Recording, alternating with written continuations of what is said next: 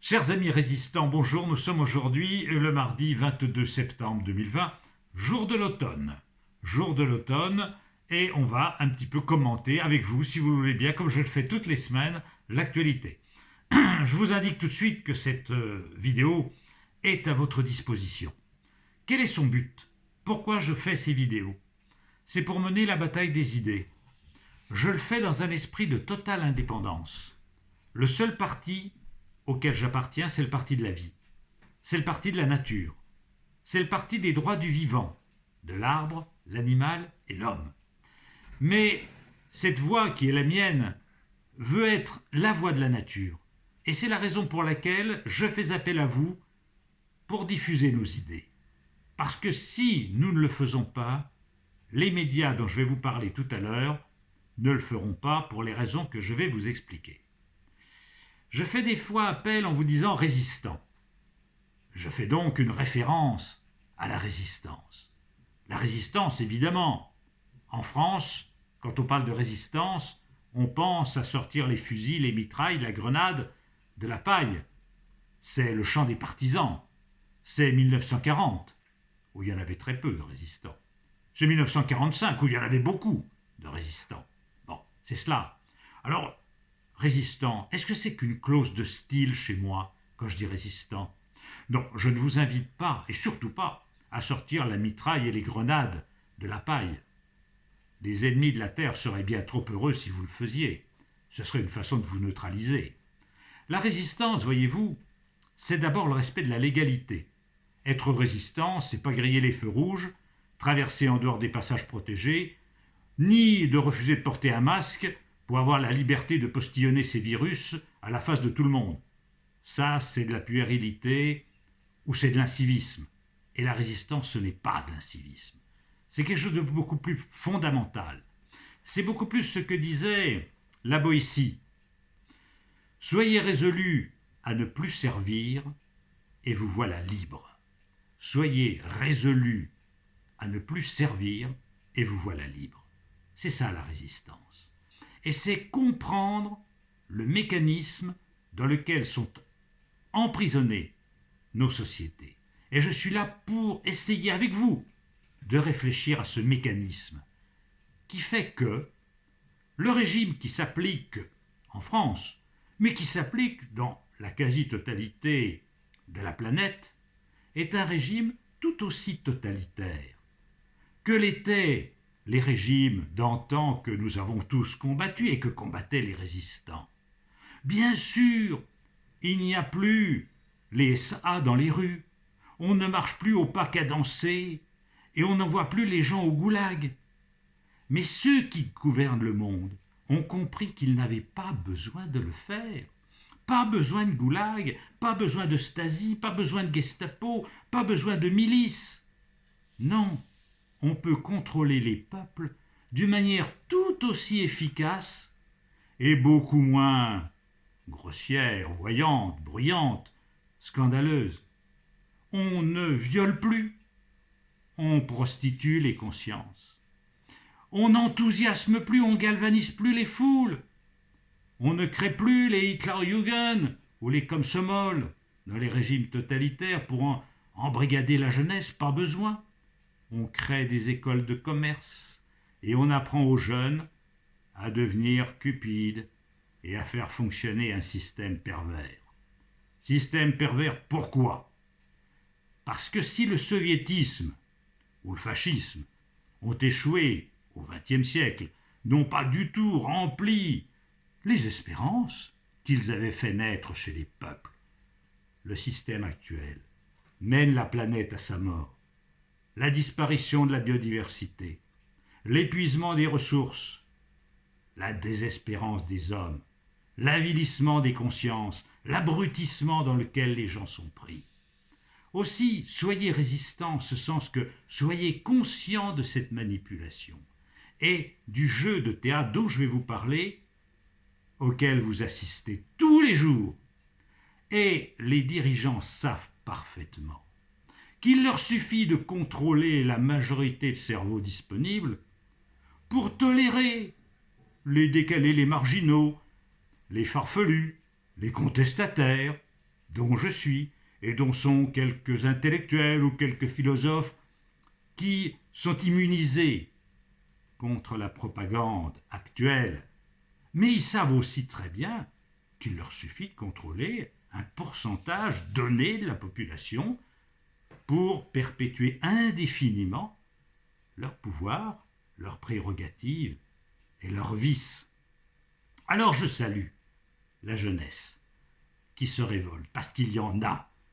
Tous les jeunes ne s'abandonnent pas à la drogue, que ce soit la drogue physique, celle que l'on fume ou que l'on s'ingère, ou que ce soit la drogue du conditionnement, de la futilité, de la frivolité, des écoles de commerce, que je n'aime pas décidément.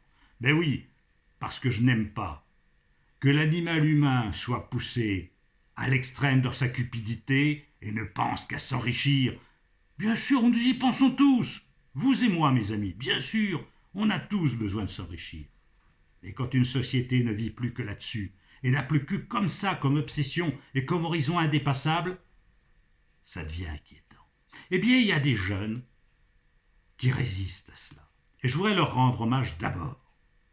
Bien sûr, vous connaissez tous Greta Thunberg, la petite Suédoise, qui a suscité tant d'aigreur chez les grincheux. Comment une gamine de 17 ans qui s'occupe d'autre chose que de ses cheveux et de ses frivolités et de ses froufrous et de tout ce que vous voudrez. Voilà, au lieu d'avoir de l'amour à la une, son journal avait le souci de la planète. Formidable. Bravo Greta Thunberg, bravo. Et puis, je voudrais vous parler de Victor. Ah oui, Victor. Victor est un garçon de 15 ans.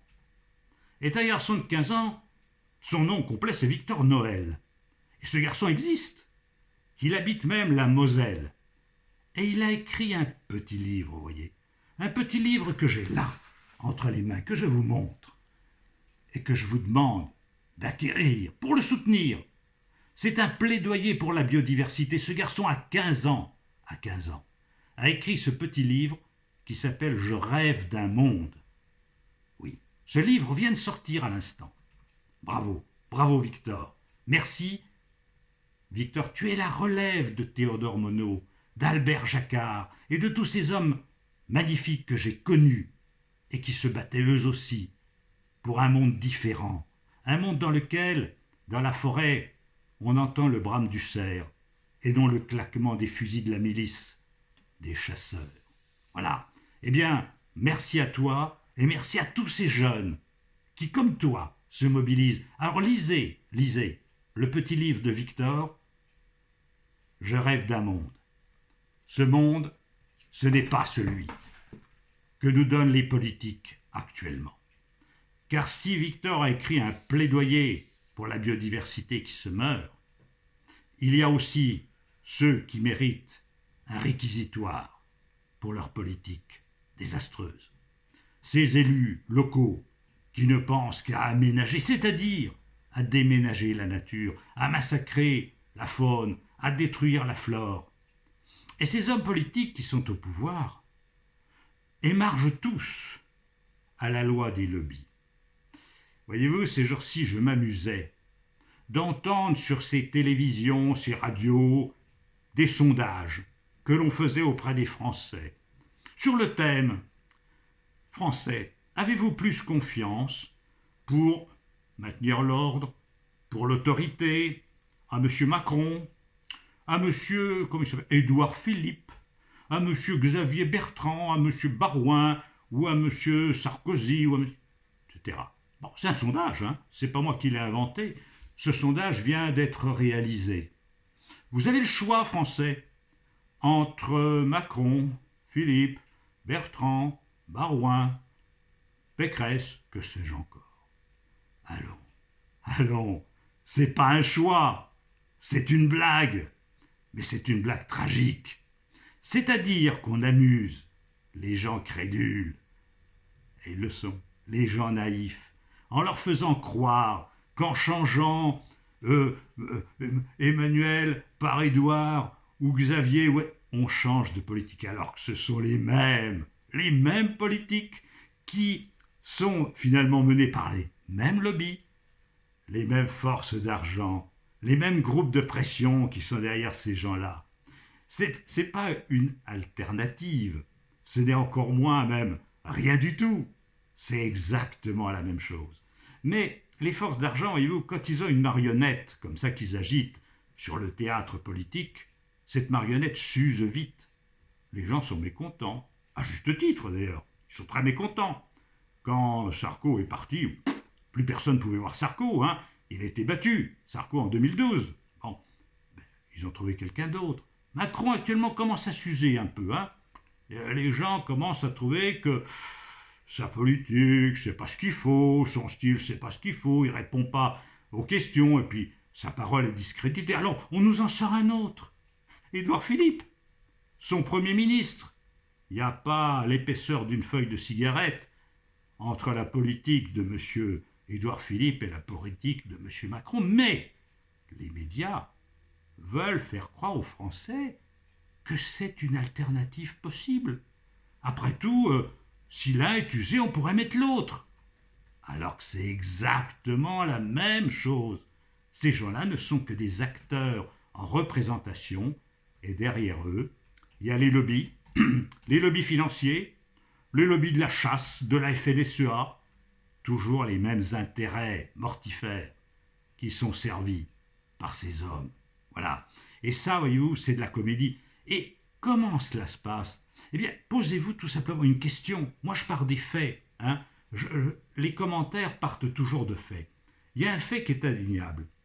9, pas 12, pas 15, 9 milliardaires en France ont acheté les chaînes de télévision privées, les magazines, les journaux, 9 milliardaires. C'est pas pour jouer aux journalistes, c'est pas pour faire joujou et se distraire entre 5 et 7, pour dire tiens, on va s'amuser à ça, comme d'autres s'amuseraient à des jeux. Non, non, c'est tout simplement pour disposer de temps de cerveau disponible. Et ils le font sur le plan politique. Alors évidemment, c'est pas Monsieur X, vous les connaissez, je ne veux pas dire leur nom, mais enfin, peu importe, vous les connaissez, Monsieur Bolloré et tout ça, et consorts. C'est pas eux qui présentent les journaux sur leur chaîne de télévision, mais les journalistes qu'ils recrutent sont leurs salariés. Et comment un salarié, un obligé, pourrait-il déplaire fondamentalement à la main qu'il nourrit? Donc, si vous voulez, ces médias nous font croire que si vous êtes mécontent de M. Macron, vous pourrez prendre M. Xavier Bertrand, vous savez, l'homme qui gouverne les Hauts-de-France. Il est tellement intelligent et tellement éclairé qu'il le fait avec les pires chasseurs qui soient, les plus extrémistes qui sont dans son conseil régional et qui le soutiennent et gouvernent avec ces gens-là. Bon, donc c'est vous dire s'il est moderne, intelligent, éclairé, généreux, et qu'il va changer les choses. Non, c'est exactement la même chose. Et ces gens-là veulent régner 1000 ans en changeant d'acteur au besoin. Mais l'État profond, l'État qui est derrière eux, ceux qui tirent les ficelles des marionnettes, et les forces qui les font président et qui choisissent le président, ces gens-là, eux, ne changent pas. Et ces gens-là, malheureusement, mènent la planète à sa perte. Oui, tout le reste, c'est de la fioriture, c'est du décor, c'est du papier peint qu'on nous met, hein, le souci du climat, le souci de la biodiversité. Alors, on l'oublie quand il s'agit d'aménager une zone humide.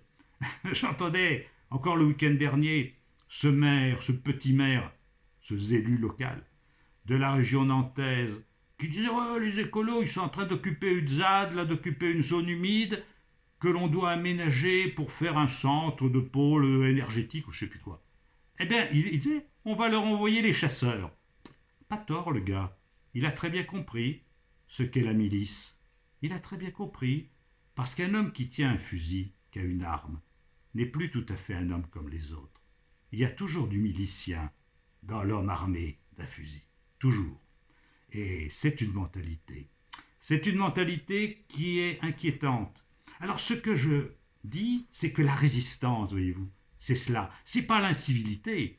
C'est pas refuser de respecter la loi. C'est pas ça.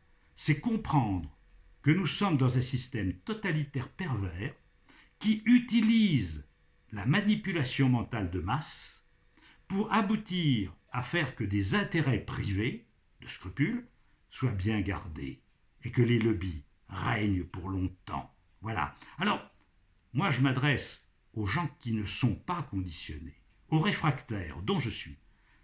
Réfractaires, unissez-vous, ne vous divisez pas face aux forces d'argent, face à cette puissance médiatique qui conditionne.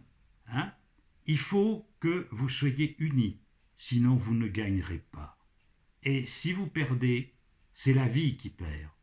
Alors, pour Greta Thunberg, pour Victor Noël, pour tous ces gens, ces petits jeunes qui se battent, eh bien, je crois qu'il faut leur offrir ce cadeau, de leur offrir un autre monde.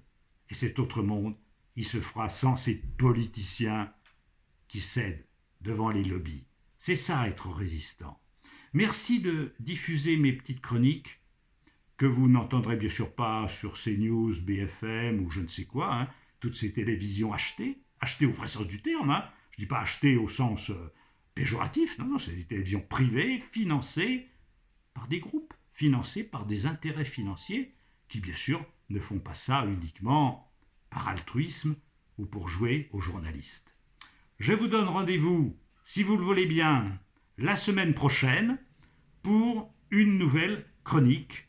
Et entre-temps, merci de vous abonner et merci de diffuser cette vidéo.